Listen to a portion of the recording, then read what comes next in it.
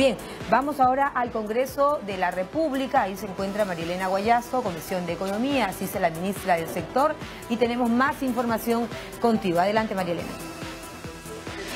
María Jesús, acaba de iniciarse la sesión conjunta de la Comisión de Economía y la Comisión de Justicia, donde se está analizando el proyecto de ley 2408-2017 presentado por el Poder Ejecutivo para asegurar el pago inmediato de la reparación civil a favor del Estado en casos de corrupción, incentivando así la colaboración eficaz y la reactivación de la economía. La ministra del sector, Claudia Cooper, hace uso de la palabra. Escuchemos. Las obras de saneamiento, las viviendas no puedan terminarse a tiempo, producto de este tema sistémico que he mencionado. Por otro lado, ¿no es cierto?, este proyecto lo que busca es, aparte de proteger el empleo y proteger la salud de la economía peruana, lo que también busca es maximizar la colaboración eficaz, incentivar la colaboración eficaz. Nosotros queremos saber quiénes son los que han cometido el hito, estar claros en que aquel que está dispuesto, ¿no es cierto?, a demostrar y a contar cómo ha sido todo el proceso de corrupción que hemos vivido, puede hacerlo y se incentiva a ello. Por otro lado, también el proyecto busca maximizar el monto de reparación civil, y básicamente tomando en cuenta de que queremos una reparación civil que sea pagable y que sea pagable en el menor tiempo posible. Esos son los objetivos del proyecto de ley. Con ello, paso un poco a definirlo.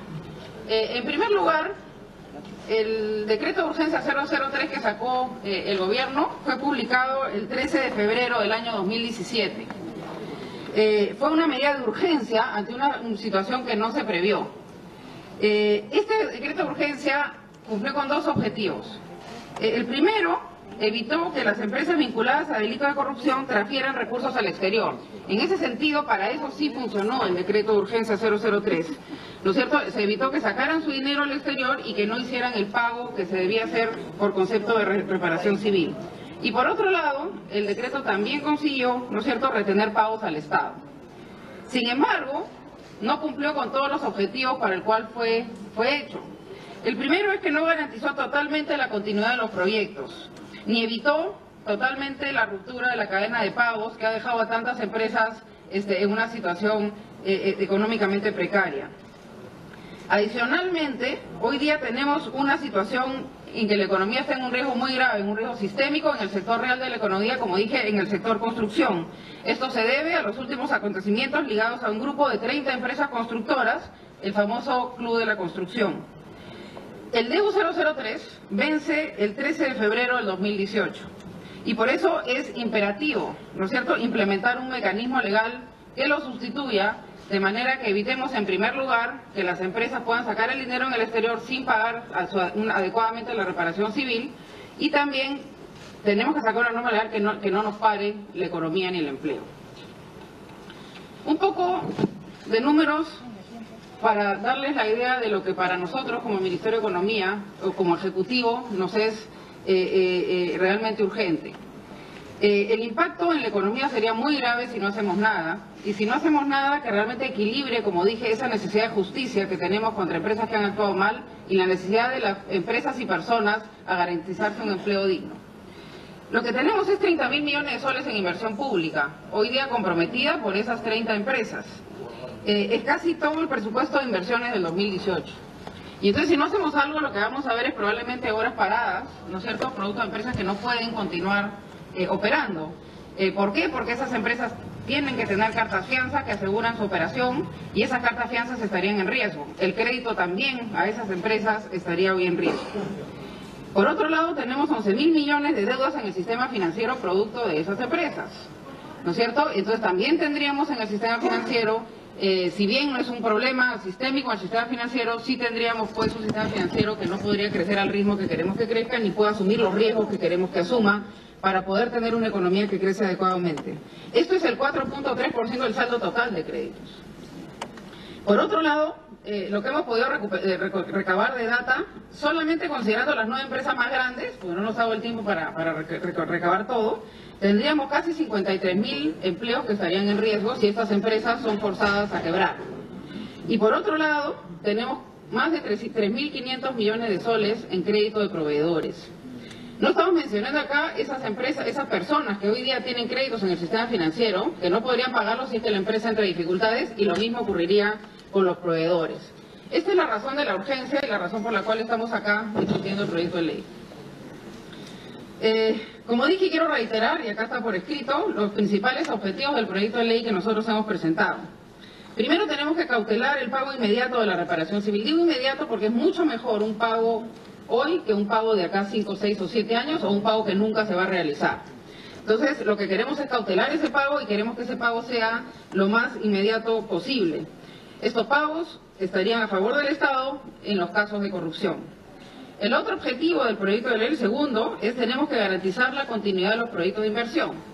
Como dije, un proyecto que continúa está en capacidad de pagar a los proveedores y está en capacidad de pagar a los trabajadores. Un proyecto que es obligado a parar, ¿no es cierto?, básicamente es lo que empieza a generar roturas de la cadena de pagos. Si el proyecto continúa, no se da la ruptura de la cadena de pagos. Si el proyecto se para, sí es donde empieza a generarse la ruptura en la cadena de pagos. Por eso tenemos que garantizar, no solamente para que la ciudadanía tenga el proyecto lo antes posible y pueda tener su escuela, su pista, su hora de saneamiento, sino también tenemos que garantizarle a los proveedores una continuidad y a los trabajadores de esas empresas.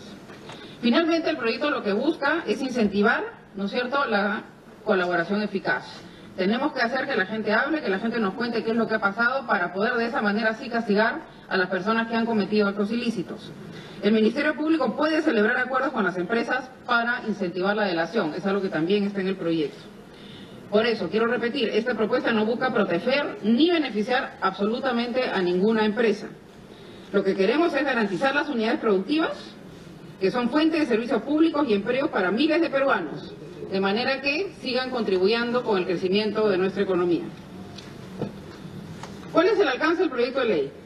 El proyecto de ley lo que quiere es dar predictibilidad a los proyectos. Tenemos que saber si esos proyectos se van a poder ejecutar, si no se van a poder ejecutar. La gente tiene que saber si va a seguir siendo empleada, los proveedores van a tener que saber si van a seguir siendo honradas las deudas que tienen con ellos. Por eso, tenemos que darle predictibilidad a los proyectos, tenemos que saber qué va a pasar con esos proyectos y tenemos que proteger el empleo formal. El proyecto de ley establece una medida cautelar ad hoc que sustituye medidas cautelares adicionales para 3 tipos de empresas. Primero, las condenadas o aquellas que han confesado culpabilidad. Segundo, a sus socias, asociadas o consorciadas con empresas condenadas o que hayan confesado. Y tercero, empresas que están bajo investigación, que se pueden acoger voluntariamente a este sistema ad hoc, ¿no?, de medidas cautelares. Entonces, acá, esto ya es un poco más técnico, pero igual voy a tratar de explicarlo de la manera más simple posible. Lo que tenemos es el primer tipo de empresas, que es el tipo 1, que son las empresas que ya están condenadas o que han confesado. En realidad, todo el proyecto de ley se basa en la creación de fideicomisos. ¿Esto qué cosa quiere decir? Los fideicomisos van a aislar bienes, o van a aislar flujos, o van a aislar dinero, que de alguna manera pueda estar guardados en el tiempo que sea necesario para asegurar el pago de la reparación civil. Recordemos que el pago de la reparación civil se decide al momento que el juez lo decide, y eso es mucho tiempo después del día de hoy. Y entonces lo que tenemos que asegurar es que las empresas no vendan sus bienes, no terminen sin flujo, sino que los tenga guardados para el eventual caso que se tenga que pagar una reparación civil y que éste alcance para ello. Entonces tenemos en el primer caso ese fideicomiso, que es en el caso de las empresas que han confesado. Lo primero que tenemos, ¿no es cierto?, es una retención del 50% del precio de venta neto. Es lo que se aproxima más a la utilidad. Básicamente es el valor de la empresa menos las deudas que están asignadas al proyecto. Básicamente con eso estamos asegurando el pago a proveedores, trabajadores y otras deudas para ellos. Por otro lado, el fideicomiso también se carga, ¿no es cierto?, con los pagos que se hacen por obra pública. ¿Qué cosa es esto? Es básicamente los pagos que hace el Estado cada vez que tiene que honrar el tema de obra pública y en el tema de cofinanciamiento para asociaciones públicas privadas. Ahí hay una retención del 10%. Con eso se llena con un fideicomiso del Banco de la Nación, que es una entidad absolutamente independiente. El Banco de la Nación no tiene ningún conflicto de interés con ninguna de estas empresas. Y de esa manera lo que hacemos es poner en cautela los bienes, flujos, etcétera, para garantizar el pago de la futura reparación civil. El procurador es quien establece la reparación civil, pero el juez la determina. Estas dos cosas que se mantienen en el proyecto de ley. Otras medidas que tiene el proyecto de ley en el caso de las empresas que son condenadas o que han confesado. Primero, la deuda tributaria se cobra contra el fideicomiso. Acá lo que no queremos es que la SUNAT termine embargando proyectos que los haga básicamente inviables, y eso termina ocurriendo que el proveedor no cobra y el trabajador tampoco cobra. La idea es que la SUNAT se cobre, pero se cobre al final del proceso. Es la exposición de la ministra de Economía, Claudia Cooper, quien ha señalado que es muy importante que se apruebe este proyecto de ley, decreto de urgencia del Ejecutivo, para evitar que las empresas vinculadas a la corrupción puedan vender sus activos debido a que el decreto de urgencia 003 vence este 13 de febrero. También ha indicado la ministra de Economía que se evitaría con este decreto de urgencia que más de 50.000 personas pierdan su empleo y también varios millones de soles que están comprometidos en inversión por parte del Estado. Retornamos con ustedes a estudios. Bien, hay que resaltar entonces, Marilena, la presencia de la ministra de Economía, Claudia Cooper, y el señor Mendoza, ministro de Justicia, en esta suerte de comisiones que trabajan conjuntamente para que se apruebe un predictamen que reemplace al decreto de urgencia 003 en el Congreso de la República a esta hora.